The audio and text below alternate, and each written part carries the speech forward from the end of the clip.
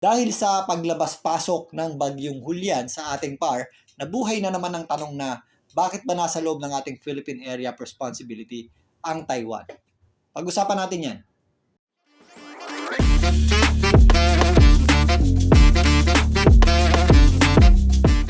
Welcome po muli sa Philippine Weather Trivia. Again, para po sa mga bago sa channel na to, ako nga po muli si Alvin Pura, isang meteorologist at ang inyong weather tito. Silipin nyo tong comment na to.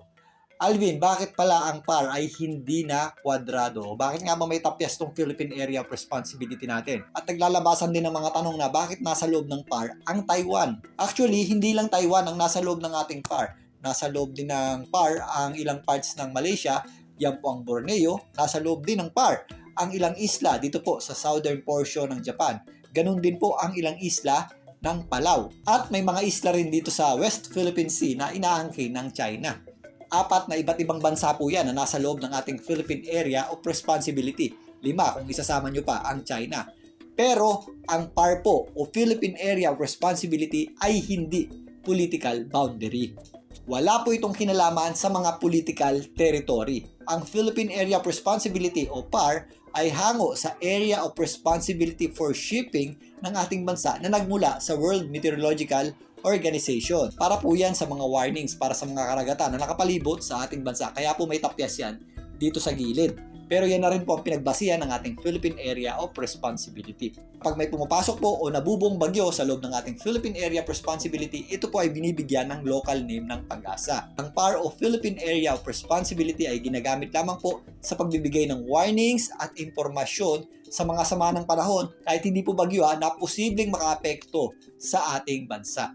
So again, hindi po ito political boundary at wala po itong pakialam sa political territory. For warning purposes lamang po ito.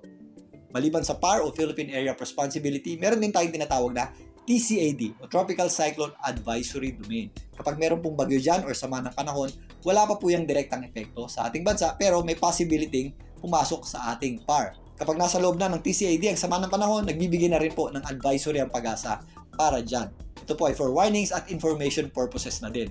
At meron din tayong tinatawag na TCID o Tropical Cyclone Information Domain. Ang mga bagyo o low pressure area na nasa TCID ay less concern na po natin.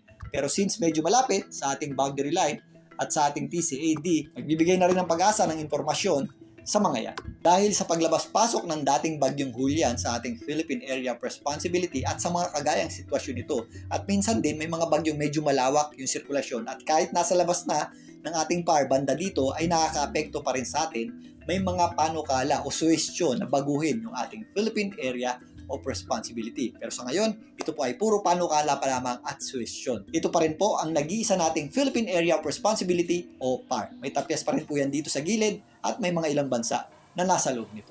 Muli, ito po ang inyong weather tito para sa Philippine Weather Trivia.